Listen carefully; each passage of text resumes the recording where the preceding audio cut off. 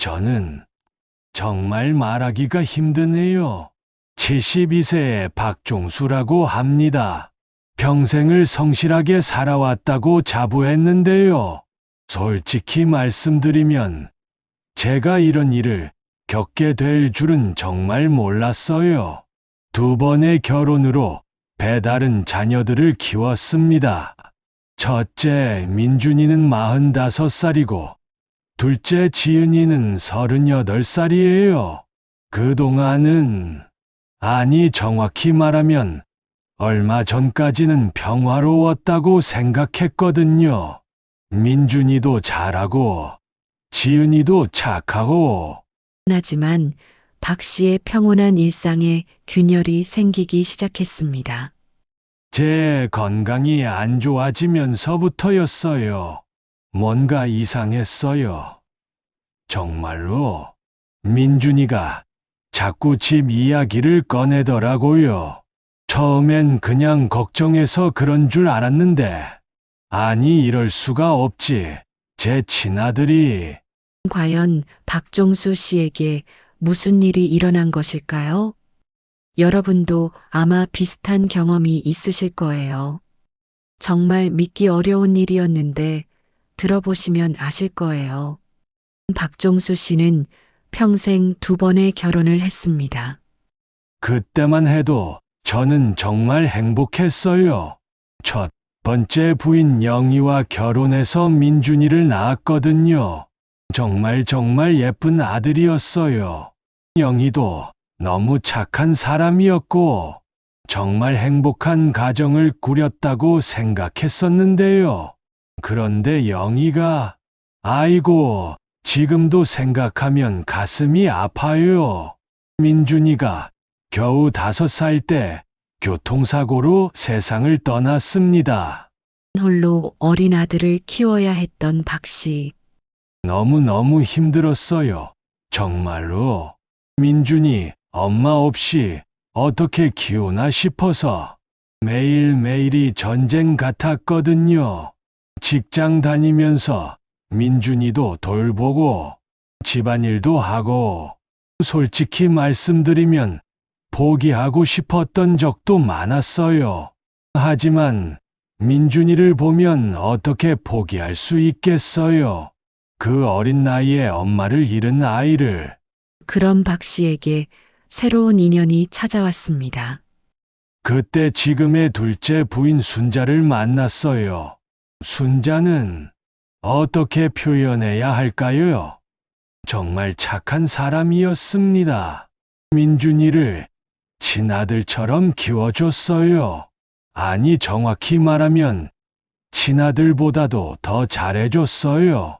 민준이가 처음에는 새엄마를 받아들이기 힘들어했거든요. 그럴 만도 하죠. 5살짜리가. 하지만 순자가 워낙 정성을 다해서 결국 민준이도 마음을 열었어요. 그때 정말 감사했어요. 이런 좋은 사람을 만나게 해주셔서. 재혼 후 박 씨 부부는 딸 지은을 낳았습니다. 지은이가 태어났을 때 민준이가 얼마나 좋아했는지. 진짜 형 노릇을 잘했어요. 기저귀도 갈아주고 밥도 먹여주고, 지은이가 울면 제일 먼저 달려가서 달래주고, 정말 훌륭한 형이었어요. 그때는 정말 완벽한 가족이라고 생각했어요. 솔직히 그때는 정말 평화로웠습니다. 가족이 하나가 된 것 같았거든요. 민준이도 순자를 진짜 엄마처럼 따르고, 지은이도 민준이를 진짜 오빠처럼 따르고, 저는 정말 행복했어요. 드디어 완전한 가정을 이뤘다는 생각에. 하지만 평온한 일상 속에도 작은 변화의 조짐들이 있었습니다. 민준이가 커가면서 뭔가 달라지기 시작했어요. 처음엔 사춘기라고 생각했는데, 아니 정확히 말하면 그게 아니었던 것 같아요. 지은이에 대한 태도가 조금씩 차가워지더라고요. 예전에는 동생을 그렇게 아꼈는데 중학생, 고등학생이 되면서부터는 뭔가 거리를 두기 시작했어요. 그래도 그땐 그냥 형제간에 그럴 수 있다고 생각했어요. 나이 차이도 있고 성별도 다르고 사춘기니까 그런 거라고. 하지만 지금 생각해보니 그때부터였던 것 같아요. 민준이 마음에 뭔가 생기기 시작한 게 하지만 박 씨는 그 작은 신호들을 놓쳤습니다. 부모라는 게 그런 것 같아요. 자식이 좋지 않은 면을 보여줘도 그냥 일시적인 거라고, 지나가는 거라고 생각하게 되더라고요. 설마 내 아들이 그런 생각은 안 하게 되니까요. 여러분도 아마 비슷한 경험이 있으실 거예요. 자식에 대한 맹목적인 사랑 때문에 보고 싶은 것만 보게 되는. 시간이 흘러 민주는 성인이 되어 결혼을 했습니다. 민준이 결혼할 때 저희가 도움을 많이 줬어요. 집도 사주고 사업 자금도 대줬고 제가 평생 모은 돈의 절반 가까이를 투자했죠. 아들이니까 당연한 거라고 생각했거든요. 그때도 이상한 점이 있었어요. 민준이가 고마워하는 표현이 좀 부족하더라고요. 당연하다는 듯이 받더라고요. 하지만 그때도 저는 그냥 넘어갔어요. 아들이니까 부모가 도와주는 게 당연하다고 생각하는 거라고. 지금 생각해보니 정말 바보 같았어요. 하지만 민준의 변화는 더욱 뚜렷해졌습니다. 민준이가 결혼하고 나서부터 확실히 달라졌어요.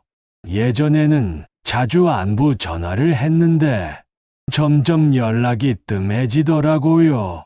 처음엔 바쁘니까 그런 거라고 생각했는데, 그런데 이상한 건 돈 이야기할 때만 연락하더라고요. 사업이 좀 힘들어서요. 혹시 도움 좀 받을 수 있을까요? 이런 식으로만 연락이 오더라고요. 그때마다 제가 또 도와줬어요. 아들이 힘들다는데 안 도와줄 수 있나요? 몇백만 원씩, 때로는 1,000만 원씩 그렇게 도와줬어요. 제가 계산해 보니까 결혼 후에만 해도 억 단위 돈을 도와준 것 같아요. 하지만 그때는 전혀 이상하다고 생각 안 했어요. 아들이 사업하다가 어려우면 아버지가 도와주는 게 당연하다고. 반면 지은은 아버지 곁을 지키며 성장했습니다. 지은이는 정말 다른 아이였어요. 어릴 때부터 제 건강을 챙겨주고 이지은 아빠, 오늘 약 드셨어요? 이지은 병원 가실 때 제가 모셔다 드릴게요. 이지은 아빠, 오늘 몸은 어떠세요? 매일 이런 말을 해주더라고요. 그리고 정말로 실천했어요. 병원 갈 때마다 함께 가주고, 약 먹을 시간마다 챙겨주고, 제가 아플 때는 밤새 간병까지 해주고, 이런 말을 하는 게 지은이한테 미안하지만, 솔직히 지은이가 더 효녀 같았어요. 민준이는 멀리 있으니까 어쩔 수 없다고 생각했는데, 그래도 가끔은 그런 생각이 들더라고요. 왜 아들은 이렇게 멀고 딸은 이렇게 가깝지? 하지만 그런 생각이 들면 또 자책했어요. 민준이도 바쁠 텐데 무슨 죄가 있나? 하지만 박 씨는 아직 심각성을 깨닫지 못했습니다.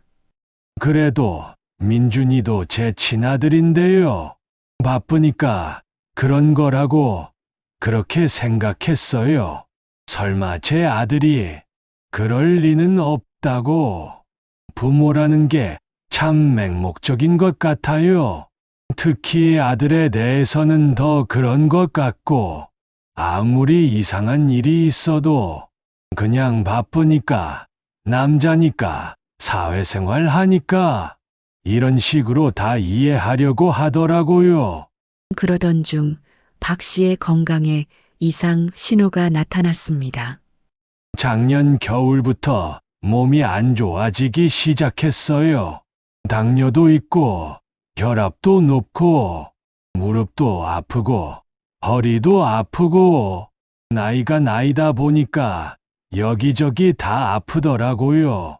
의사가 관리 잘하라고 하더라고요. 정기적으로 검사받고, 약도 꾸준히 먹고, 그때부터였어요. 민준이 태도가 확실히 달라진 게. 아버지, 혹시 건강이 많이 안 좋으세요?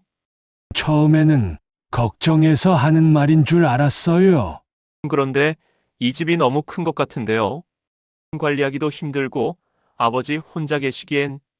그런데 자꾸 집 이야기만 하더라고요. 건강은 안 묻고 집 이야기부터. 뭔가 이상했어요. 정말로. 아들이 아버지를 걱정한다면서 왜 집 이야기부터 하나 싶어서 그때부터 조금씩 의심이 들기 시작했어요. 정말 조금씩, 아주 조금씩. 하지만 여전히 확신은 없었어요. 설마 내 아들이. 박 씨의 직감은 틀리지 않았습니다. 곧 더 큰 충격이 기다리고 있었으니까요. 그때만 해도 저는 몰랐어요. 민준이가. 정말 몰랐습니다. 다음에 일어날 일을 생각하면 지금도 화가 나요. 아니, 화를 넘어서서 서글퍼요. 제가 그동안 얼마나 순진했는지, 아들을 얼마나 잘못 봤는지, 그걸 깨닫게 될 줄은 정말 몰랐거든요. 여러분도 혹시 자식 때문에 고민이 있으시다면 너무 맹목적으로 믿지는 마세요. 사랑하는 것과 맹목적으로 믿는 것은 다른 거니까요. 박 씨의 건강이 악화되면서 민준의 본색이 드러나기 시작했습니다. 아니, 이럴 수가 없는 거 아니에요. 제 친아들이 이럴 줄은 정말 몰랐어요. 어느 날 민준이가 갑자기 찾아왔어요. 그것도 아내랑 같이. 그때 표정부터가 뭔가 이상하더라고요. 평상시와는 다른, 뭔가 결심을 단단히 한 듯한. 아버지, 저희가 상의할 게 있어서 왔습니다. 상이라니, 무슨 상이에? 좋은 이야기인가 싶어서 기대했는데요. 그런데 민준이 표정이 너무 진지하더라고요. 뭔가 불길한 예감이 들기 시작했어요. 아버지 건강이 많이 안 좋으시잖아요.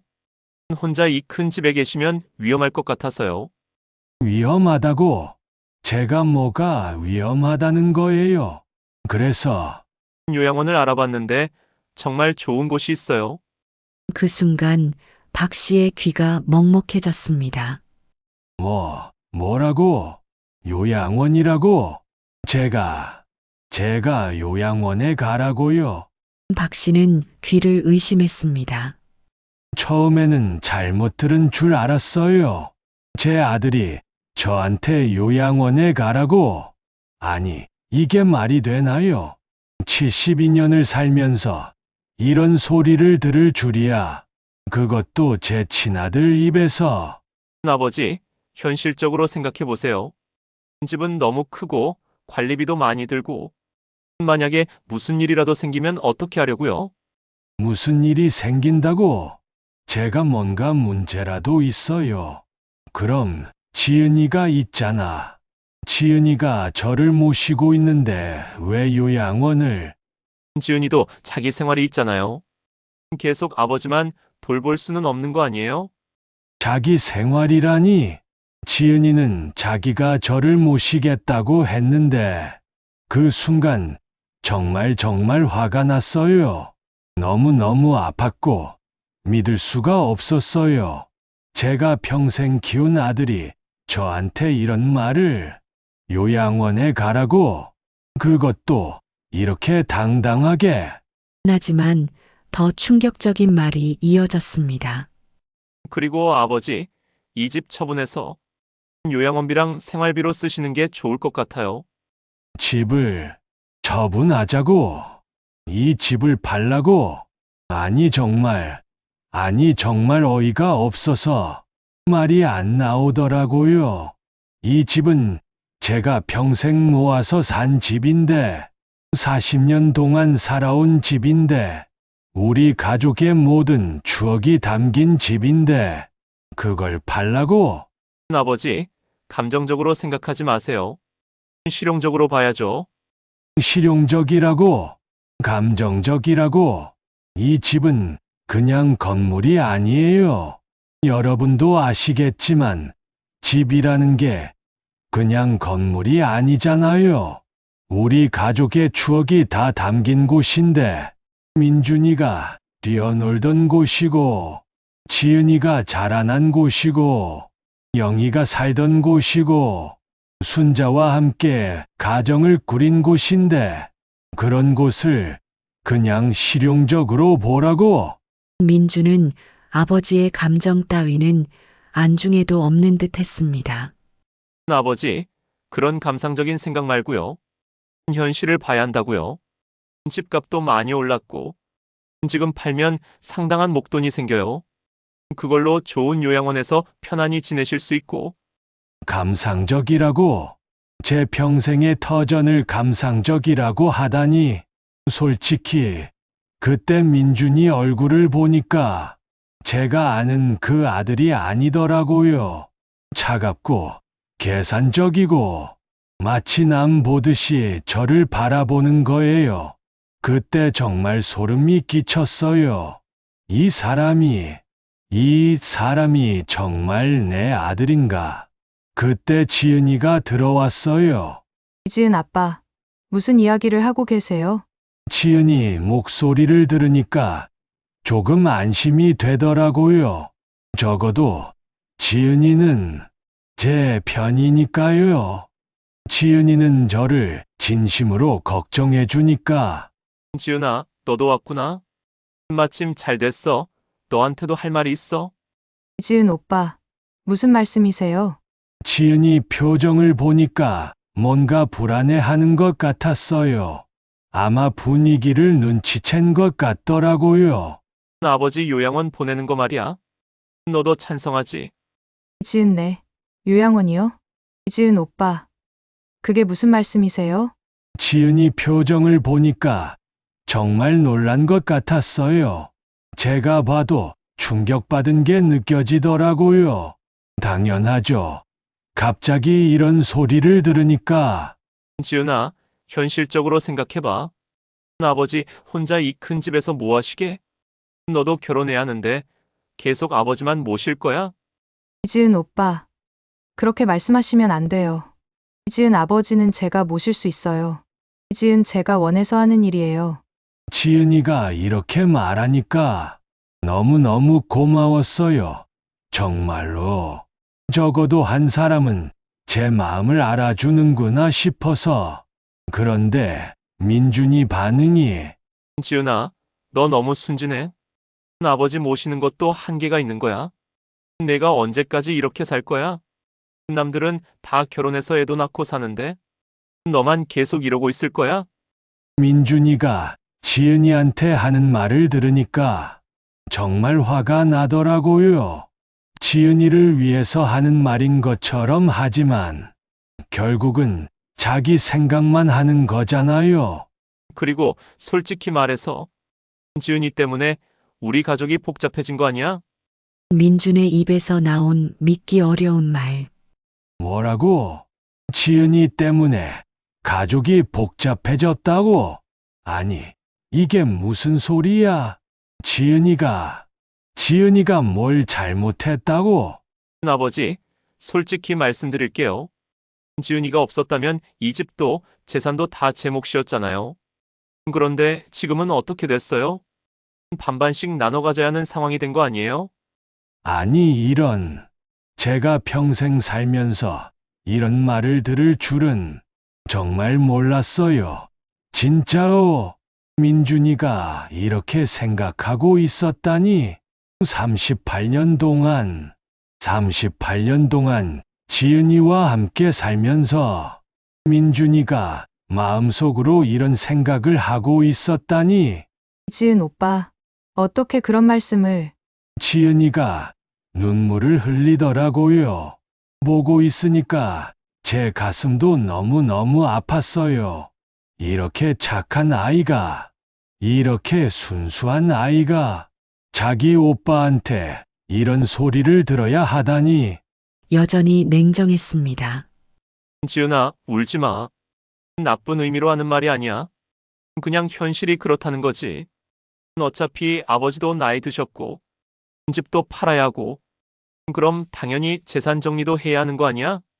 재산 정리라는 말을 들으니까, 이제 알겠더라고요. 민준이의 진짜 목적이 뭔지. 요양원도, 집 팔기도 다 이것 때문이었구나. 제 재산이 목적이었던 거예요. 아버지에 대한 걱정이 아니라 재산에 대한 욕심이었던 거예요. 박 씨는 그제야 깨달았습니다. 자신이 얼마나 순진했는지를. 그날 밤 잠을 못 잤어요. 너무너무 충격이었거든요. 제가 그동안 뭘 한 건지. 민준이한테 그렇게 많은 걸 해줬는데, 집도 사주고, 겨운 비용도 대주고, 사업 자금도 수억 원을 도와줬는데, 결국 이런 식으로 나올 줄은 정말 몰랐어요. 그리고 지은이한테 하는 말을 보니까 정말 실망스러웠어요. 어떻게 형이 동생한테 저런 말을 할 수 있나? 38년 동안 한 가족으로 살았는데 어떻게 저런 생각을 할 수 있나? 정말 민준이를 잘못 키운 건가 싶었어요. 민준의 충격적인 발언 이후 박 씨의 일상은 완전히 무너졌습니다. 정말 막막했어요. 진짜로. 제가 평생 살면서 이렇게 절망적인 기분은 처음이었어요. 밤에 잠을 못 자고 계속 생각만 했어요. 도대체 어디서부터 잘못된 걸까? 제가 민준이를 잘못 키운 걸까? 아니면 처음부터 이런 아이였던 걸까? 그런 생각들이 머릿속을 계속 맴돌더라고요. 잠들려고 하면 민준이 말이 계속 들리고, 지은이 때문에 우리 가족이 복잡해졌다. 이 말이 계속 귓가에 울려요. 박 씨는 자신을 자책하기 시작했습니다. 솔직히 포기하고 싶었는데요. 이런 식으로 살 바엔 차라리 아니에요. 이런 생각하면 안 되는데. 그래도 지은이가 있잖아요.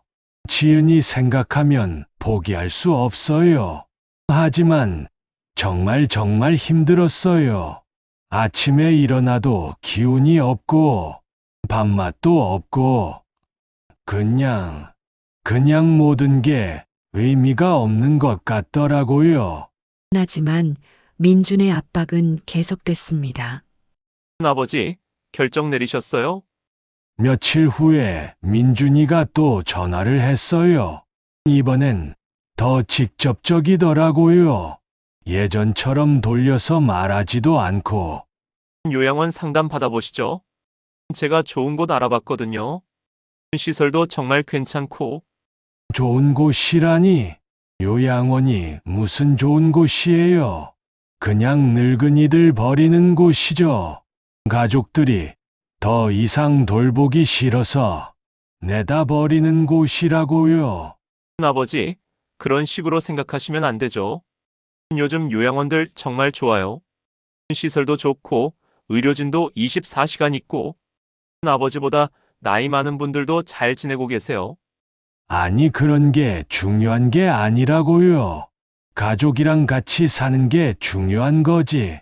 시설이 좋다고 가족을 대신할 수 있어요. 의료진이 24시간 있다고 자식의 사랑을 대신할 수 있어요. 아버지, 현실을 인정하세요. 지은이도 언제까지 아버지만 모실 수는 없어요. 지은이 인생도 생각해 보셔야죠. 또 지은이 이야기를 하더라고요. 정말 화가 났어요. 지은이는 자기가 모시겠다고 하는데 왜 자꾸 지은이를 핑계로 대나요? 결국 자기 편의를 위한 거잖아요. 아버지, 제가 직접 말씀드릴게요. 집 처분 안 하시면 저도 어쩔 수 없어요. 어쩔 수 없다니. 뭐가 어쩔 수 없다는 거예요?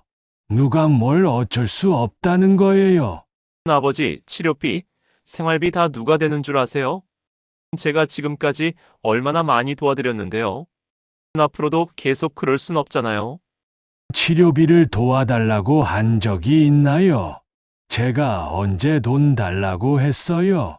제 연금도 있고 적금도 있는데 누가 돈 달라고 했어요? 아버지, 나중에 더 큰 병이라도 나면 어떡하려고요? 그때 가서 저한테 또 손 벌리실 건가요? 민준의 말에 박 씨는 말문이 막혔습니다. 손을 벌린다고? 제가 민준이한테 손을 벌린다고? 아니, 이게 말이 돼요. 제가 평생 민준이한테 해준 게 얼마나 많은데, 집도 사줬고, 사업 자금도 대줬고, 결혼할 때도 얼마나 도와줬는데, 그런 게 다 없던 일이 된 거예요. 그리고 지금 누가 누구한테 손을 벌리는 거예요? 아버지가 아들한테 손을 벌리는 게 어색한 일인가요? 그게 그렇게 창피한 일인가요? 정말 서럽더라고요. 아버지, 그건 그거고 지금은 지금이죠. 과거에 해주신 것도 고맙지만 앞으로가 더 중요한 거 아니에요? 과거에 해준 것도 고맙다고? 아니, 이게 자식이 부모한테 할 말이에요. 고마워하는 게 아니라 당연하게 생각해야 하는 거 아니에요. 부모가 자식한테 해주는 게 당연한 거 아니에요. 그 순간 정말 화가 머리끝까지 올라왔어요. 하지만 뭐라고 말해야 할지 모르겠더라고요. 너무 어이가 없어서 이런 아들을 어떻게 키웠나 싶어서. 아버지, 감정적으로 되지 마시고 현실적으로 판단하세요. 집 팔아서 요양원 들어가시는 게 최선이에요. 다른 방법은 없어요. 최선이라고? 누구한테 최선이야? 나한테는 최선이겠지. 너한테는 최악이고. 아버지, 왜 이렇게 삐딱하게 생각하세요? 저도 아버지 걱정해서 하는 말인데 왜 자꾸 다른 의미로 받아들이세요? 걱정이라고? 정말 걱정이라고? 그럼 왜 지은이는 빼고 이야기해요? 지은이도 제 자식인데 왜 지은이 의견은 안 물어봐요? 지은이는 저를 모시겠다고 하는데 왜 그 말은 무시해요? 아버지, 지은이 이야기는 좀 그만하세요. 지은이는 어차피 뭐예요? 어차피 뭐라고요? 지은이가 어차피 뭐라는 거예요? 아버지, 솔직히 말씀드릴게요. 지은이는 아버지 친딸이 아니잖아요. 그 순간 박 씨의 세상이 무너졌습니다. 뭐라고? 친딸이 아니라고? 지은이가 제 친딸이 아니라고? 아니야. 그런 소리 하지 마. 그런 말 하지 마. 아버지, 모르셨어요? 지은이 엄마가 임신했을 때 그 전에 다른 남자가 있었다는 거. 아니야. 그런 소리 하지 마. 그럴 리가 없어. 순자가 그런 사람이 아니야. 순자는 순자는 그런 사람이 아니라고. 아버지, 그래서 제가 DNA 검사를 해봤어요. DNA 검사. 언제? 누가 그런 걸 했어요? 작년에 지은이 머리카락으로 병원에서 정식으로 검사받았어요. 결과 나왔어요. 지은이는 아버지 친딸이 아니에요. 아니야. 아니야. 그럴 리 없어. 지은이는 제 딸이야. 제가 키운 딸이라고요. 38년을 키웠는데, 38년을. 박 씨는 충격으로 말을 잇지 못했습니다. 솔직히 그 순간 죽고 싶었어요. 정말 죽고 싶었어요. 지은이가 제 딸이 아니라니. 그럼 지금까지 뭐 했던 거예요? 38년 동안 제가 뭘 한 거예요? 순자도 저를 속인 거예요. 그럼 제 인생이 뭐예요? 다 거짓말이었던 거예요.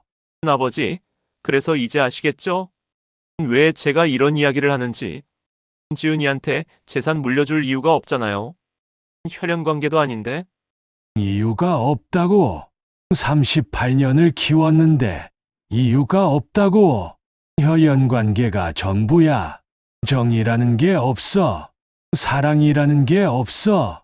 아버지, 감정과 현실은 다른 거예요. 이제라도 정신 차리시고 제대로 된 결정을 내리세요. 저는 진짜 아들이에요. 법적으로도 혈연적으로도. 민준이 떠난 후 박 씨는 완전히 무너졌습니다. 정말 절망적이었어요. 지은이 얼굴을 볼 수가 없더라고요. 그동안 제가 정말 바보였나 봐요. 다 속고 살았던 거예요. 민준이 말이 맞다면 지은이도 저를 이용한 건가요? 그럼 이 세상에 진짜로 저를 사랑하는 사람은 아무도 없는 건가요? 정말 외로웠어요. 절망에 빠진 박 씨에게 예상치 못한 전환점이 찾아왔습니다. 그런데 말이에요. 며칠 후에 지은이가 제게 찾아왔어요. 그런데 지은이 표정이 이상하더라고요. 뭔가 결심을 단단히 한 것 같은, 평소와는 다른 기운이 느껴졌어요. 확신에 찬 표정이라고 해야 할까요? 이지은 아빠, 오빠가 무슨 말을 했는지 다 들었어요. 지은아, 미안해. 정말 미안해. 아빠가 너무 못났어. 그동안 너를 친딸이라고 생각하고 키웠는데, 알고 보니까 그게 아니었다니. 정말 미안해. 이지은 아빠, 왜 사과하세요? 이지은 아빠가 뭘 잘못하셨는데요? 지은이가 이렇게 말하니까 더 미안하고 고마웠어요. 이 아이는 정말 천사 같은 아이구나 싶어서 38년 동안 키워준 걸 원망하지도 않고 오히려 저를 위로해주다니. 이지은 아빠, 오빠 말 중에 맞는 것도 있어요. 뭐가? 설마 지은이도 민준이 편을? 그 순간 정말 무서웠어요. 지은이마저 저를 떠나는 건 아닐까? 이지은 저 정말 아빠 친딸 아니에요. 지은아, 그런 말 하지 마. 아빠한테는 내가 진짜 딸이야. 혈연 관계가 뭐가 중요해. 38년을 함께 산 정이 더 중요하지. 이지은 아빠, 들어보세요. 이지은 사실 저도 오래전부터 알고 있었어요. 알고 있었다고? 그럼 언제부터 알고 있었어? 이지은 고등학교 때부터요. 이지은 혈액형이 안 맞더라고요. 이지은 아빠는 A형이고 엄마는 B형인데 이지은 저는 O형이잖아요. 그럼 왜 지금까지? 왜 아무 말도 안 했어? 이지은 아빠가 저를 진짜 딸처럼 키워주셨는데 이지은 그게 뭐가 중요해요? 이지은 혈액형이 다르다고 해서 이지은 아빠가 제 아빠가 아닌 건 아니잖아요. 지은아, 용기를 냈다고 해야 할까요? 정말 정말 감동이었어요. 이런 마음씨를 가진 아이를 제가 키웠다니, 혈연 관계가 아니어도 이렇게 고마울 수가 있구나. 이런 게 진짜 가족이구나 싶었어요. 하지만 지은의 말은 여기서 끝이 아니었습니다. 이지은 아빠. 그리고 제가 알아낸 게 또 있어요. 뭘 알아냈다고? 또 뭐가 있다는 거야? 지은 오빠가 DNA 검사했다고 하잖아요. 그게 어떻게 됐다고? 이지은 그런데 그 검사 결과가 이상해요. 이상하다니? 뭐가 이상하다는 거야? 이지은 제가 직접 검사기관에 확인해 봤거든요. 이지은 오빠가 제출한 머리카락이 이지은 제 것이 아니래요. 박 씨는 귀를 의심했습니다. 뭐라고? 민준이가 다른 머리카락을? 그럼 검사 결과가 가짜라는 거야. 민준이가 거짓말을 했다는 거야. 지은네, 아바. 이지은 오빠가 거짓말한 거예요. 아니, 이럴 수가. 그럼 지은이는 제 친딸이 맞다는 거네. 혈액형은 어떻게 설명해? 이지은 아빠. 혈액형은 엄마가 설명해 주셨어요. 이지은 엄마 아버지가 외할아버지가 O형이셨대요. 이지은 그래서 엄마도 사실은 B형이었던 거예요. 이지은 그래서 제가 O형으로 태어날 수 있었던 거고요. 그럼 지은이는 정말 제 딸이 맞구나. 민준이가 완전히 거짓말을 한 거구나. 그 순간 정말 화가 났어요. 동시에 너무 안도됐어요. 지은이가 제 딸이 맞다니. 아니, 이럴 수가. 민준이가 왜 그런 거짓말을? 대체 왜? 자기 아버지한테 왜 그런 거짓말을? 이지은 아빠. 생각해 보세요. 이지은 오빠가 원하는 게 뭐예요? 재산. 그래서 지은이를 빼려고. 나한테서 지은이를 떼어내려고 그런 거구나. 지은이가 제 곁에 없으면 민준이 마음대로 할 수 있으니까. 이지은 맞아요. 아빠. 이지은 제가 아빠 곁에 없으면 이지은 오빠 마음대로 할 수 있잖아요. 이지은 요양원도 보내고 집도 팔고. 그런데 지은아, 어떻게 그걸 알아냈어? 검사기관에서 그런 걸 확인해줘. 이지은 제가 며칠 전에 직접 검사기관에 갔어요. 이지은 오빠 이름으로 의뢰된 검사가 있는지 확인했거든요. 이지은 그런데 정말 있더라고요. 이지은 하지만 제출된 머리카락 주인이 저 같지 않다고 하더라고요. 이지은 DNA 패턴이 완전히 다르대요. 그럼 누구 머리카락이야? 이지은 모르겠어요. 이지은 아마 길에서 주워온 거나 이지은 미용실에서 가져온 것 같아요. 이지은 하지만 분명한 건 이지은 오빠가 의도적으로 조작한 거예요. 의도적으로 조작을? 아니, 정말. 어떻게 자식이 이럴 수가 있어? 아버지한테 거짓말을 하고 조작을 하고 그것도 이렇게 치밀하게. 정말 화가 났어요. 그동안 제가 얼마나 상심했는데, 지은이 때문에 얼마나 죄책감을 느꼈는데, 밤잠도 못 자고 고민했는데, 그게 다 거짓말이었다니. 박 씨는 분노와 안도감이 동시에 몰려왔습니다. 지은아, 그럼 우리 한번 제대로 해보자. 진짜 DNA 검사를 말이야. 이번엔 정말로. 이지은 아빠. 그럴 필요 있어요? 이지은 저는 결과가 어떻게 나와도 상관없어요. 이지은 아빠는 제 진짜 아빠니까요. 이지은 혈액형 같고 다르고가 뭐가 중요해요. 지은아, 고마워. 정말 고마워. 하지만 민준이한테 똑똑히 보여줘야겠어. 거짓말로는 아무것도 해결할 수 없다는 걸. 아버지를 속일 수 없다는 걸. 다음 날 박 씨와 지은은 함께 검사기관에 갔습니다. 정말 긴장되더라고요. 사실 마음 한구석에는 불안함도 있었어요.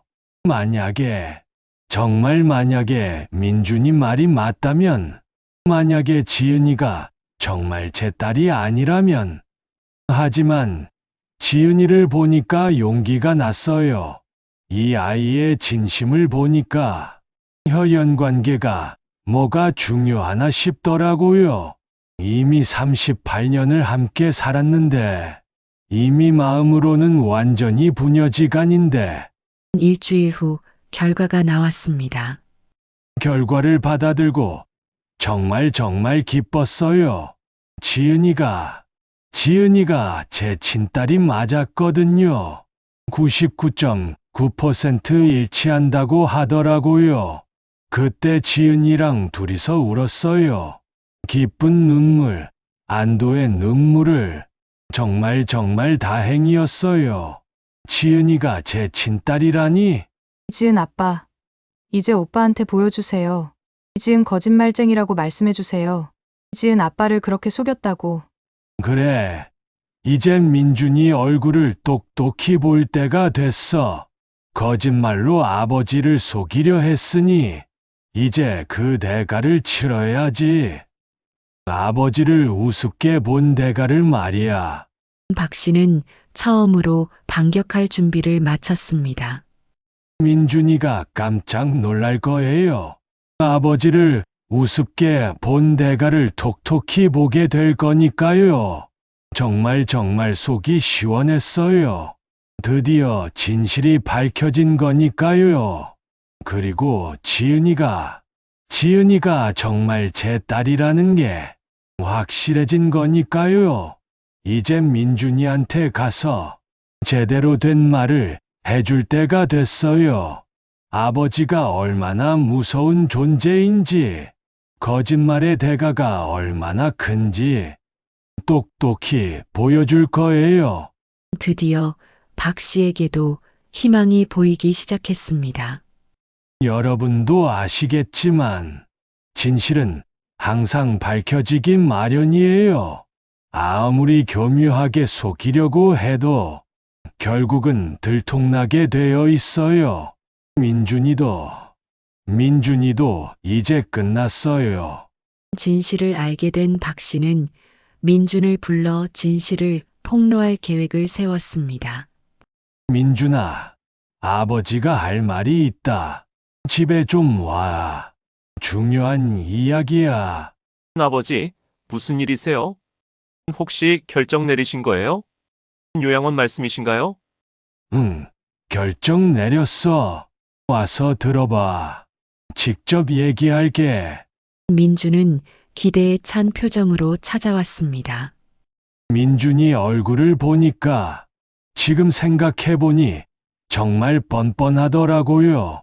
자기가 이기는 줄 알고 있으니까 완전히 승리를 확신하고 있는 표정이더라고요. 아버지, 드디어 현실을 인정하신 거네요. 요양원은 제가 알아본 곳으로 아시죠? 시설도 좋고 의료진도. 민준아, 앉아. 아버지가 할 말이 있어. 네, 말씀하세요. 집 처분 일정도 상의해야 하고. 요양원? 누가 요양원 간다고 했어? 예. 그럼 왜 저를 부르신 거예요? 민준아, 아버지가 내게 할 말이 있어. DNA 검사 말이야. 민준의 표정이 순간 굳었습니다.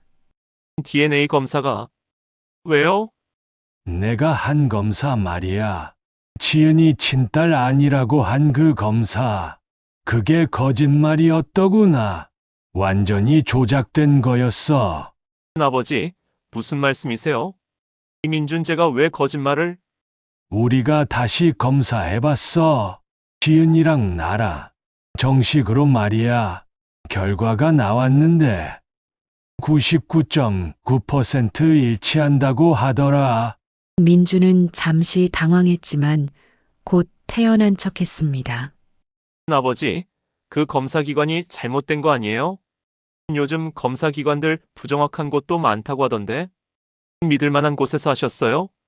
부정확하다고? 그럼 내가 한 검사도 부정확할 수 있는 거네. 같은 논리라면 말이야. 그건 다른 문제고, 다른 문제라니. 똑같은 DNA 검사인데 뭐가 달라? 민준아, 아버지가 바보로 보여. 내가 다른 사람 머리카락으로 검사한 거 다 알고 있어. 검사기관에서 확인해봤거든. 이때 민준의 본색이 드러났습니다. 아버지, 알았다면 어쩔 건데요. 뭐라고? 알았다면 어쩔 거냐고?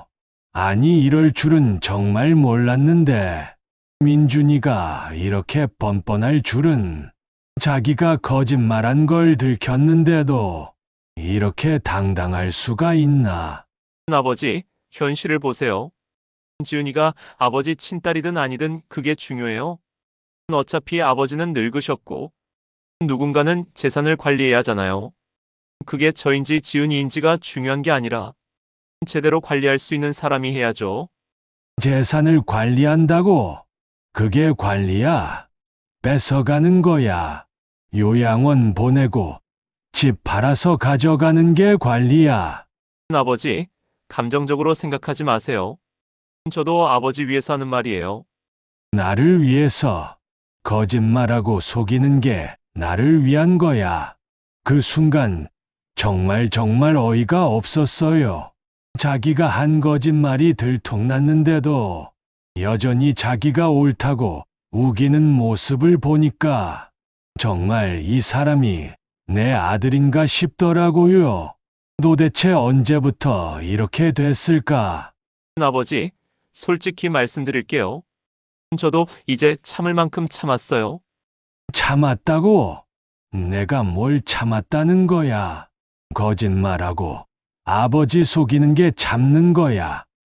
아버지가 지은이만 편애하는 거요. 저는 친아들인데 항상 뒷전이고 지은이만 챙겨주시잖아요. 어릴 때부터 계속 그랬어요. 편애라고? 내가 언제 지은이만 편애했어? 내가 필요할 때마다 다 도와줬잖아.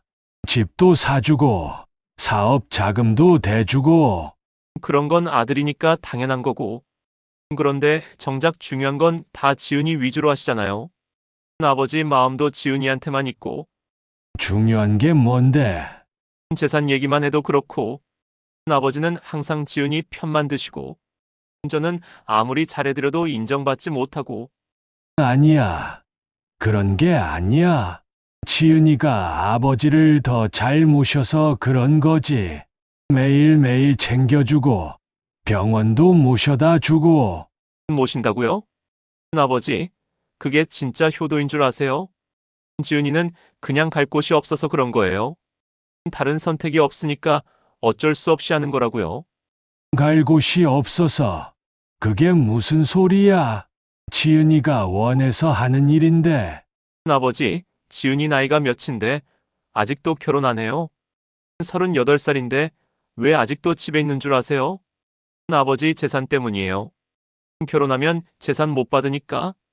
그래서 일부러 결혼 안 하고 있는 거예요. 민준의 말에 박 씨는 또다시 충격을 받았습니다. 또다시 이런 말을. 아니야. 지은이는 그런 애가 아니야. 진심으로 아버지를 모시는 거야. 재산 때문이 아니라 정말 효성 때문에. 아버지, 너무 순진하세요. 요즘 세상에 38살 여자가 부모님 모시느라 결혼 안 한다고요? 다들 자기 생활하느라 바쁜 세상인데 그런 희생적인 사람이 어디 있어요? 다 계산이 있어서 그런 거예요. 계산이라고? 지은이가 무슨 계산을? 아버지 돌아가시면 재산 다 물려받을 거니까요. 그때까지 참고 기다리는 거죠. 결혼은 언제든지 할 수 있지만 재산은 한 번 놓치면 끝이잖아요. 아니야. 지은이는 그런 아이가 아니라고. 그런 계산적인 아이가 아니야. 아버지, 현실을 보세요. 저는 아들이니까 솔직하게 말하는 거예요.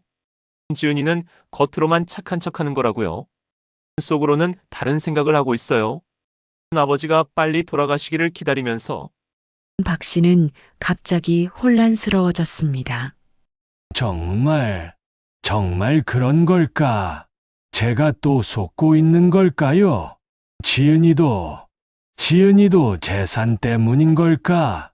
그럼 저는 정말 혼자인 건가요? 아무도 진심으로 저를 사랑하는 사람이 없는 건가요? 아버지, 그래서 제가 말하는 거예요. 가족이라고 해서 다 믿으면 안 된다고요. 현실적으로 생각하셔야 해요. 요양원 가시는 게 정말 최선이에요. 거기서 편안하게 지내시면서 재산은 저한테 맡기시고 또다시 요양원 이야기. 정말 지겨워요. 그런데 혹시 민준이 말이 맞는 걸까요? 지은이도 38살까지 결혼 안 한 게 정말 재산 때문인 걸까요? 그럼 지은이가 저를 모시는 것도 다 거짓이었던 걸까요? 박 씨는 다시 한번 깊은 혼란에 빠졌습니다. 도대체 누구를 믿어야 하나요? 민준이 말이 맞는 건지, 지은이가 진심인 건지, 저는 정말 모르겠어요. 혹시 제가 너무 순진한 건 아닐까요? 다들 저를 이용만 하는 건 아닐까요? 민준의 교묘한 심리전이 다시 한번 박 씨를 흔들었습니다. 아버지, 저만이라도 솔직하게 말씀드리는 거예요. 다른 사람들은 다 속이고 있지만 저는 아버지를 위해서 진실을 말하는 거예요. 아무리 듣기 싫으셔도 진실이라고? 거짓말쟁이가 무슨 진실을? 하지만 혹시 모르겠어요.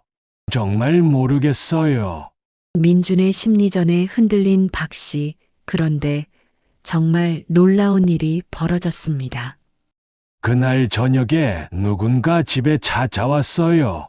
지은이가 문을 열어줬는데 지은 아빠, 이상철 삼촌이 오셨어요.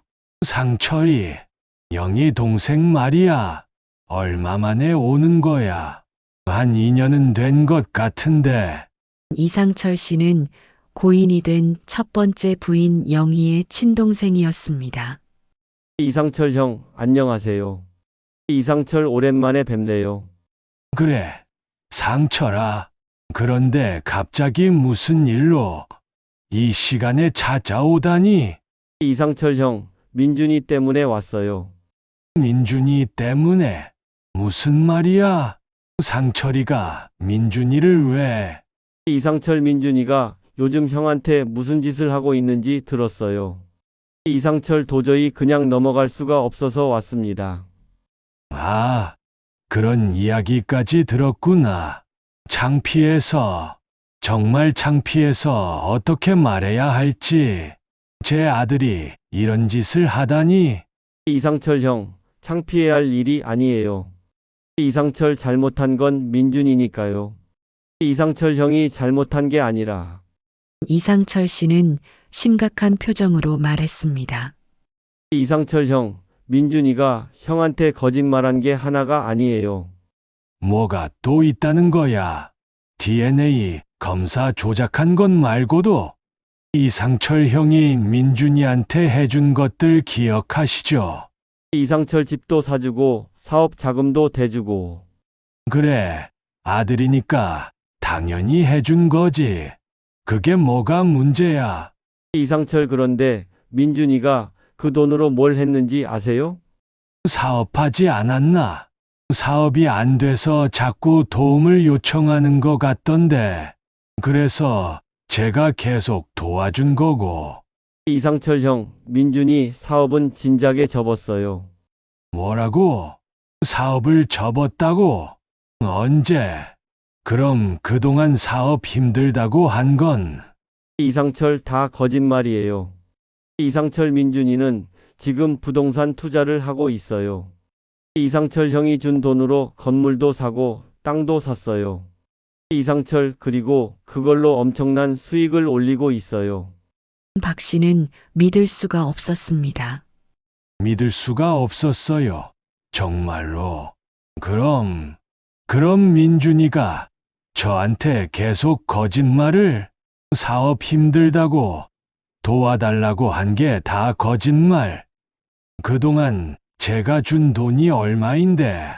이상철 네, 형. 이상철 민준이는 이미 꽤 많은 재산을 모았어요. 이상철 형이 준 돈만 해도 억 단위가 넘을 텐데. 이상철 그걸로 투자해서 몇 배로 불렸어요. 이상철 지금 민준이가 가진 재산이 형 재산보다 많을 수도 있어요. 그럼 왜 계속 돈을 달라고? 이상철 더 많이 벌려고 그러는 거죠. 이상철 그리고 형 재산도 다 가져가려고 하는 거고요. 제 재산도, 아니 정확히 말하면 이제 모든 게 연결되네요. 민준이의 진짜 속셈이 뭔지, 요양원 보내려는 것도, DNA 조작한 것도 다 돈 때문이었구나. 이상철 맞아요, 형. 이상철 민준이에게는 가족도 효도도 없어요. 이상철 오직 돈뿐이에요.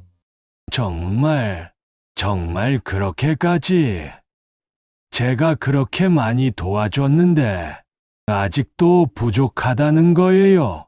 제 모든 걸 다 가져가려고 하다니. 어떻게 이런 일이? 이상철 형, 그리고 더 심각한 게 있어요. 더 심각한 게 뭐야? 이것보다 더 심각한 게 있다고? 또 뭔 일이 있다는 거야? 이상철 민준이가 이미 변호사랑 상담받았어요. 이상철 형을 치매 판정받게 하는 방법을요. 박 씨의 세상이 다시 한번 무너졌습니다. 치매 판정? 저를 치매라고? 민준이가 저를 치매 환자로 만들려고? 이상철 네, 그렇게 되면 민준이가 후견인이 되어서 이상철 형 재산을 합법적으로 관리할 수 있거든요. 이상철 형이 반대해도 어쩔 수 없게 되는 거예요. 아니, 이럴 수가. 자식이 어떻게 이럴 수가. 제정신인 아버지를 치매라고 만들려고. 이상철 형, 저도 처음에는 믿기 어려웠어요. 이상철 하지만 증거가 있어요. 이상철 씨가 서류를 꺼냈습니다. 이상철 이거 보세요. 이상철 민준이가 변호사 사무실에서 상담받은 기록이에요. 이상철 제가 지인을 통해 알아봤거든요. 이상철 법무법인에서 일하는 후배가 있어서. 정말 이런 게 제 아들이 저를 치매 환자로 만들려고 변호사까지 만나서.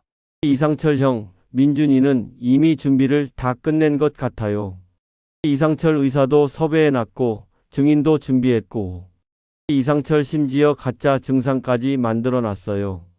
이상철 형이 건망증이 심해졌다느니 이상철 판단력이 떨어졌다느니 가짜 증상까지. 그럼 저를 완전히 바보로 만들려고. 이상철 지은이까지 없애려고 하는 것도 그 때문이에요. 지은이까지 없앤다고? 무슨 말이야, 그게? 이상철 지은이가 있으면 민준이 계획에 방해가 되잖아요. 이상철 지은이가 형을 옹호하고 보호하려고 할 테니까. 이상철 그래서 DNA 검사도 조작하고 이상철 형이랑 지은이 관계를 나쁘게 만들려고 한 거예요. 아니야. 민준이가 그렇게까지. 그럼 오늘 지은이에 대해서 한 말들도 다 계산된 거였다는 거네. 그때 지은이가 끼어들었습니다. 이지은 아빠, 저도 이상한 점을 발견했어요. 뭘 발견했다고? 이지은 오빠가 최근에 아빠 병원에 전화를 했더라고요. 이지은 아빠 치매 검사받게 하려고. 뭐라고? 민준이가 병원에 제 동의도 없이? 이지은 네. 제가 병원에서 확인했어요. 이지은 오빠가 아빠 아들이라고 하면서 이지은 치매 검사 예약을 하려고 했대요. 이지은 아빠가 최근에 기억력이 많이 떨어지셨다고 하면서 기억력이 떨어졌다고? 제가 언제? 저는 멀쩡한데. 이지은 네. 그런데 다행히 병원에서 이지은 본인 동의 없이는 안 된다고 해서 거절됐어요. 이지은 그래서 오빠가 화를 냈다고 하더라고요. 이상철 그래서 민준이가 다른 방법을 생각하고 있는 거예요. 이상철 형을 요양원에 보내려고 하는 것도 이상철 그 과정에서 치매 진단을 받게 하려는 거죠. 이상철 요양원에서는 정신상태 검사를 하거든요. 요양원에서 치매 진단을. 이제 모든 게 연결되네요. 민준이의 모든 계획이 보여요. 처음부터 끝까지 다 계산된 거였구나. 박 씨는 분노로 몸이 떨렸습니다. 이런 배신이 어디 있어요? 제가 평생 키운 아들이 저를 이렇게 해먹으려고 했다니. 치매 환자로 만들어서 재산을 빼앗으려고. 그것도 이렇게 치밀하게 계획해서. 이상철 형, 이제 어떻게 하실 거예요? 이상철 민준이를 그냥 놔둘 수는 없죠. 이상철 이대로 가면 정말 위험해요. 그래, 이제 정말 끝장을 봐야겠어. 민준이한테 똑똑히 보여줘야겠어. 아버지를 우습게 본 대가가 뭔지. 거짓말과 속임수로는 이길 수 없다는 걸. 박 씨는 마침내 결단을 내렸습니다. 민준이가 그렇게 나온다면 저도 각오하고 맞서겠어요. 아버지가 얼마나 무서운 존재인지 제대로 보여주겠어요. 이상철 형, 잘 결정하셨어요. 이상철 더 이상 당하고만 있으면 안 돼요. 그래, 상철아, 고마워. 정말 고마워. 내가 아니었으면 저는 정말 당했을 뻔했어. 치매 환자 소리 듣고 재산까지 다 뺏겼을 뻔했어. 이제 민준이와 진짜 싸움이 시작된 거야. 분노로 가득 찬 박 씨. 하지만 이상철 씨에게는 더 큰 비밀이 있었습니다. 이상철 형, 사실은 더 말씀드릴 게 있어요. 더 있다고? 이것보다 더 심각한 게 또 있다는 거야. 제가 그동안 몰랐던 건데 또 뭐가 있어? 정말 끝이 없네요. 이상철 형, 민준이 어머니. 제 누나 영의 이야기예요. 영희가 왜? 영희는 이미 세상을 떠났는데 40년도 더 된 이야기잖아. 이상철 형, 누나가 돌아가시기 전에 유언장을 남겼어요. 박 씨는 귀를 의심했습니다. 유언장? 영희가 유언장을? 그런 건 처음 듣는데 영희가 언제 그런 걸 썼어? 이상철 형도 모르셨을 거예요. 이상철 누나가 저한테만 맡겼거든요. 이상철 민준이가 성인이 되면 전해달라고. 이상철 그전까지는 절대 말하지 말라고. 성인이 되면 전해달라고? 그럼 민준이는 알고 있다는 거야. 언제부터? 이상철 네, 민준이는 25살 때부터 알고 있었어요. 이상철 그런데 형한테는 말하지 말라고 하더라고요. 저한테는 말하지 말라고? 왜 저한테는? 제가 영희 남편인데 왜 저만 모르게 해야 해? 이상철 형, 유언장 내용을 들으시면 아실 거예요. 이상철 누나가 왜 그런 부탁을 했는지. 이상철 씨가 낡은 봉투를 꺼냈습니다. 이상철 이게 누나의 유언장이에요. 이상철 40년 동안 제가 보관해 왔어요. 이상철 누나가 돌아가시기 직전에 저한테 맡기면서 이상철 절대로 잃어버리면 안 된다고 했어요. 40년 동안? 그럼 민준이는 15년 동안 이걸 알고 있었다는 거네. 그동안 저만 모르고 있었던 거고, 혼자서만 바보처럼 이지은 아빠, 뭐가 쓰여 있는지 읽어보세요. 읽어봐야겠어요. 영희가 뭘 남겼는지, 도대체 뭘 그렇게 비밀로 해야 했는지. 박 씨는 떨리는 손으로 유언장을 펼쳤습니다.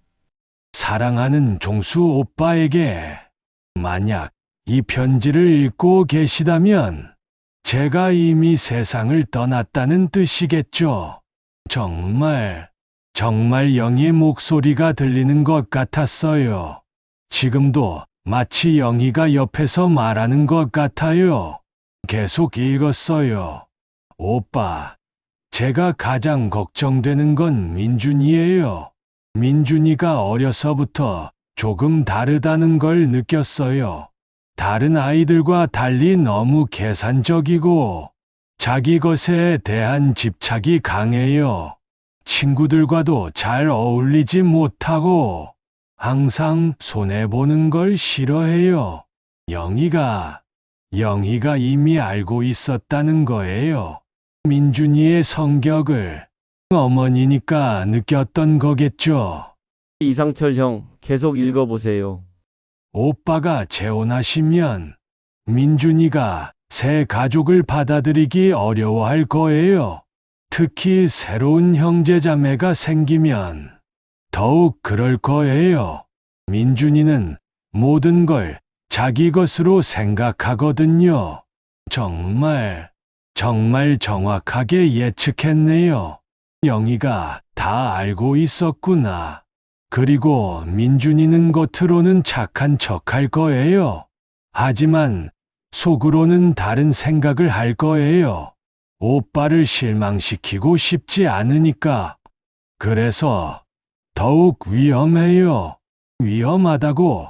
영희가 민준이를 위험하다고 했어요. 자기 아들을. 이상철 형, 누나는 정말 예리한 사람이었어요. 이상철 민준이가 어떤 아이로 자랄지 정확히 봤어요. 계속 읽어봤어요. 민준이는 오빠가 나이 들면 오빠를 부담스러워 할 거예요. 그리고 재산 때문에 문제를 일으킬 거예요. 재산 때문에 문제를. 40년 전에 벌써 이걸 예상했다고요. 정말 소름이 끼쳐요. 정말 충격이었어요. 너무. 영희가 벌써 다 예상하고 있었다니. 계속 읽어봤어요. 그래서 오빠께 부탁이 있어요. 민준이에게는 최소한만 물려주세요. 너무 많이 주면 오히려 독이 될 거예요. 독이 될 거라고. 영희가 자기 아들한테 이런 말을. 그리고 오빠가 새로 만나실 가족에게 더 많은 사랑을 주세요. 그들이 오빠를 진정으로 사랑할 테니까요. 박 씨는 눈물이 핑 돌았습니다. 영희가 이미 다 알고 있었어요. 민준이가 어떤 아이인지, 앞으로 어떻게 될지까지도, 그리고 지은이와 순자에 대해서도.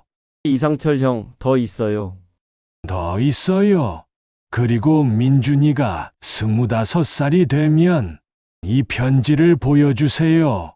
자기 어머니가 무엇을 원했는지 알게 해주세요.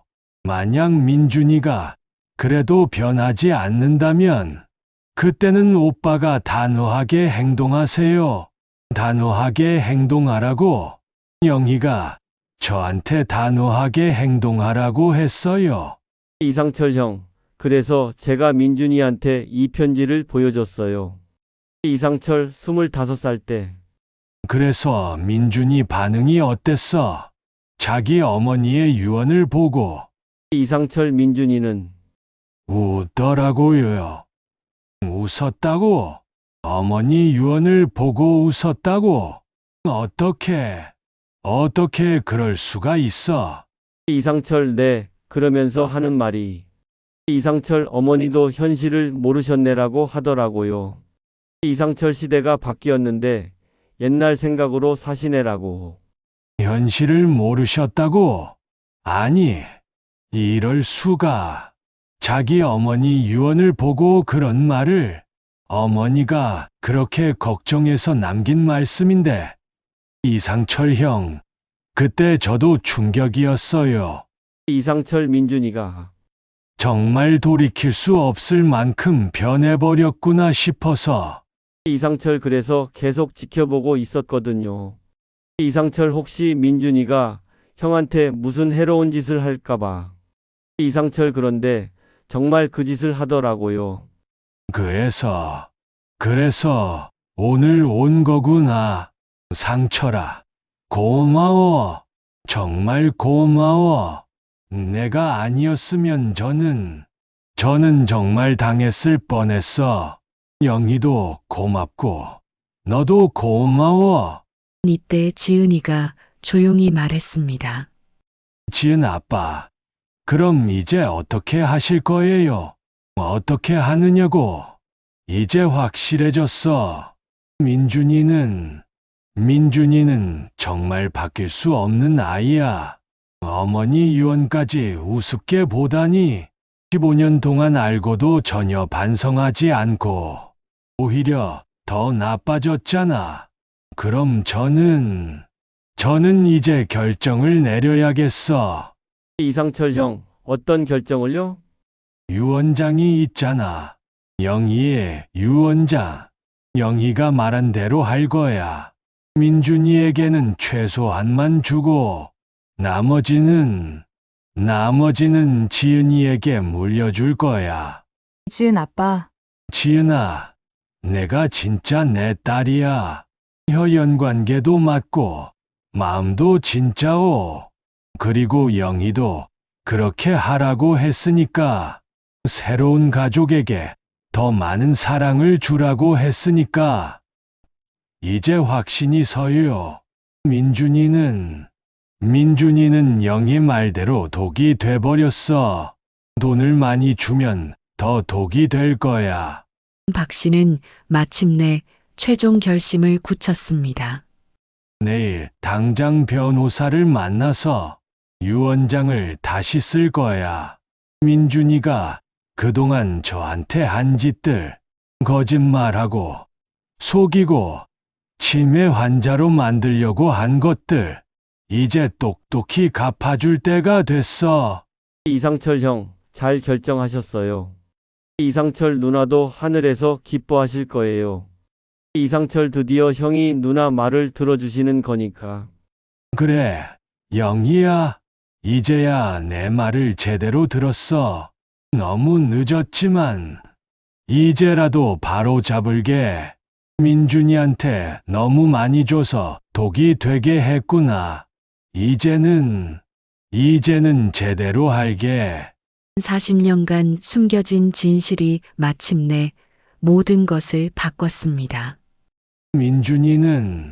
민준이는 이제 끝났어. 자기가 한 짓의 대가를 치를 때가 온 거야. 어머니 유언까지 무시한 대가를. 정말 속이 시원해요.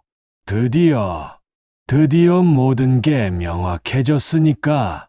이지은 아빠, 정말 괜찮으세요? 이지은 오빠도 아빠 아들인데. 지은아, 가족이 뭔지 이제 알겠어. 혈연 관계만으로는 가족이 아니야. 진심으로 사랑하고 돌보는 마음이 있어야 가족이야. 민준이는 그런 마음이 없어. 오직 돈만 있을 뿐이야. 그런 사람한테 더 많은 걸 줄 수는 없어. 박 씨의 마음에 드디어 평화가 찾아왔습니다. 영희야, 고마워. 40년 동안 저를 지켜봐줘서. 이제야 내 뜻을 이해했어. 결심을 굳힌 박 씨. 이제 민준과의 마지막 대결만 남았습니다. 다음 날 아침에 민준이한테 전화를 했어요. 민준아, 집에 와. 아버지가 최종 결정을 내렸다. 중요한 이야기니까 꼭 와야 해. 드디어요? 요양원 결정 내리신 거죠? 집 처분도 얘기해야 하고. 와서 들어봐. 직접 얘기할게. 깜짝 놀랄 거야. 민주는 기대에 찬 표정으로 달려왔습니다. 민준이 얼굴을 보니까 지금 생각해보니 정말 뻔뻔하더라고요. 자기가 완전히 이기는 줄 알고 있으니까 벌써 승리를 확신하고 있는 표정이더라고요. 정말 한심했어요. 아버지, 현명한 결정 내리셨네요. 요양원은 제가 알아본 곳으로 하시죠. 시설도 좋고 의료진도. 민준아, 앉아. 아버지가 할 말이 있어. 마지막으로 할 말이. 네, 말씀하세요. 집 처분 일정도 상의해야 하고, 요양원 입소 날짜도 정해야 하고. 요양원? 누가 요양원 간다고 했어? 예. 그럼 왜 저를 부르신 거예요? 지금까지 내가 한 일들 말이야. 다 알고 있다. 정말 다 알고 있어. 뭘 알고 계신다는 거예요? 사업은 진작에 접고 부동산 투자하고 있는 것. 변호사랑 상담받아서 아버지 치매 환자로 만들려고 한 것. 병원에 전화해서 치매 검사 예약하려고 한 것. 그리고 내 어머니 유언장 무시한 것까지. 민준의 얼굴이 순식간에 굳어졌습니다. 아버지, 그걸 어떻게? 어떻게 알았느냐고. 상철 삼촌이 다 알려줬어. 내 어머니가 남긴 유언장도 받고 내가 25살 때 그걸 보고도 비웃었다는 것도 들었어. 아버지, 그건 그건 뭐야? 변명할 거야. 자기 어머니 유언을 비웃고 아버지한테 거짓말하고 치매 환자로 만들려고 한 걸 변명할 거야. 5년 동안 어머니 유언을 알고도 전혀 반성하지 않고 오히려 더 나빠진 걸 변명할 거야. 민주는 더 이상 연기할 수 없다는 걸 깨달았습니다. 좋아요, 아버지. 이제 솔직하게 말할게요. 저도 이제 참을 만큼 참았어요. 또 참았다는 소리네. 내가 뭘 참았다는 거야. 거짓말하고 아버지 속이면서 뭘 참았어. 아버지가 지은이만 편애하는 거요. 저는 진짜 아들인데 항상 뒷전이에요. 어릴 때부터 계속 그랬잖아요. 제가 뭘 해도 인정받지 못하고. 편애라고? 내가 내게 해준 게 얼마나 많은데 편애라고? 집도 사줬고 사업 자금도 수억을 대줬고 결혼 비용도 다 됐고 그런데도 편애라고? 그런 건 아들이니까 당연한 거 아니에요? 그런데 정작 재산은 지은이가 다 가져가잖아요. 다 가져간다고? 누가 다 가져간다고 했어? 그런데 민준아, 이제 정말 다 가져갈 거야. 지은이가 말이야. 뭐라고요? 내 재산은 지은이가 상속받을 거야. 집도, 예금도, 모든 것을 내 어머니 유언장대로. 아버지, 그게 무슨 말씀이세요? 저는 친아들인데 이민준 법적으로도 제가 상속받을 권리가 있어요. 친아들이 아버지한테 이런 짓을 해. 거짓말하고, 속이고, 치매 환자로 만들려고 하고, 이게 친아들이 할 짓이야. 그리고 법적으로 내가 그동안 받은 돈 다 계산해보자. 이미 상속분보다 훨씬 많이 받았을걸. 아버지, 잠깐만요. 다시 생각해 보세요. 제가 잘못했어요. 앞으로 잘할게요. 이제 와서 5년 동안 기회가 얼마나 많았는데 어머니 유언장을 보고도 전혀 반성하지 않았으면서 이제 와서 잘하겠다고? 아버지, 저도 아버지 아들인데. 아들, 정말 다행이었다고 해야 할까요? 내가 진짜 아들인지 이제야 알았어. 진짜 아들이라면 아버지를 사랑해야 하는 거 아니야. 돈이 아니라 말이야. 진짜 아들이라면 아버지를 속이면 안 되는 거 아니야. 하지만 너는 그런 아들이 아니었어. 그때 지은이가 들어왔습니다. 이지은 아빠, 변호사님 오셨어요. 그래, 들어오시라고 해. 오늘 유언장 작성할 거니까. 아버지, 정말 이러실 거예요? 민준아, 내 어머니가 뭐라고 했는지 알지? 너한테는 최소한만 주라고 했어. 너무 많이 주면 독이 된다오. 이제야 그 말이 무슨 뜻인지 알겠어. 영희 말이 맞았어.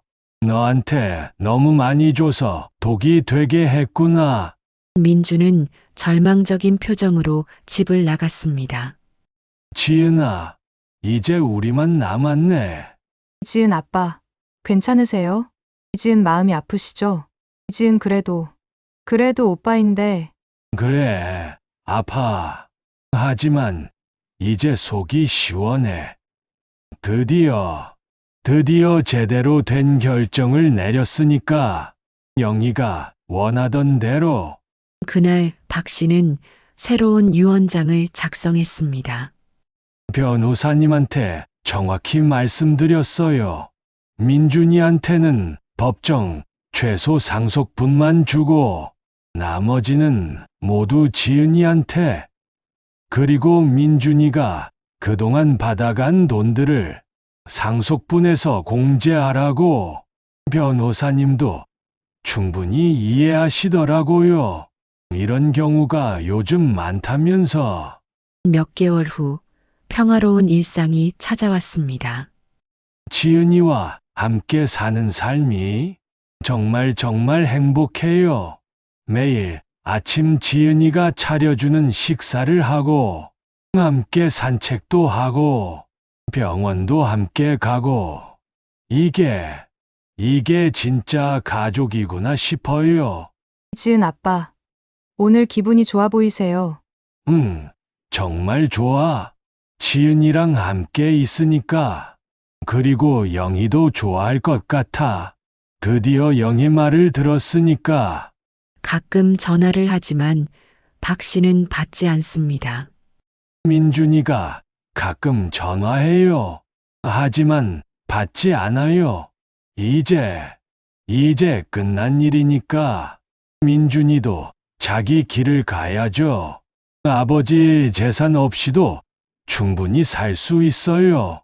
이미 돈은 많이 벌었으니까. 박 씨는 이제 진정한 평화를 찾았습니다. 여러분도 아시겠지만 가족이라고 해서 다 같은 건 아니에요. 진짜 가족은 혈연 관계가 아니라 진심으로 사랑하고 돌보는 마음이거든요. 돈 때문에 가까이 있는 게 아니라 정말 사랑해서 함께하는 거예요. 지은이가 바로 그런 딸이에요. 38년 동안, 아니 정확히 말하면 평생을 함께 살고 싶은 그런 딸이에요. 이지은 아빠, 저도 아빠랑 평생 함께 있을 거예요. 이지은 결혼해도 아빠 곁에 있을 거예요. 고마워. 지은아, 정말 고마워. 내가 있어서 아빠가 행복해. 박종수 씨의 새로운 시작이었습니다. 이제 지은이와 함께 남은 인생을 행복하게 살 거예요. 돈 때문에 다투지도 않고, 서로 속이지도 않고, 진심으로 사랑하면서 정말 다행이에요. 늦었지만 제대로 된 선택을 했으니까요. 영희도 하늘에서 기뻐할 거예요. 드디어 영희의 말을 들었으니까. 그리고 박 씨에게는 또 다른 기쁨이 기다리고 있었습니다. 지은이가 얼마 전에 좋은 사람을 만났어요. 정말 괜찮은 분이더라고요. 지은이를 진심으로 사랑하는 게 보여요. 나이도 비슷하고 성격도 좋고 무엇보다 지은이를 행복하게 해주니까 제가 허락했어요. 결혼해도 좋다고. 이지은 아빠, 정말 괜찮으세요? 이지은 결혼하면 아빠 모시기 어려울 수도 있는데 괜찮아. 지은아, 내 행복이 우선이야. 그리고 그분도 나를 모시겠다고 하더라. 정말 좋은 사람이야. 이것이야말로 진정한 권선징악의 결말이었습니다. 악한 마음을 가진 사람은 결국 혼자가 되고, 선한 마음을 가진 사람은 더 많은 사랑을 받게 되는 그런 세상이 맞는 것 같아요. 여러분들도 돈보다는 진심을, 계산보다는 사랑을 그렇게 살아가시길 바라겠습니다. 그게 진정한 행복이니까요.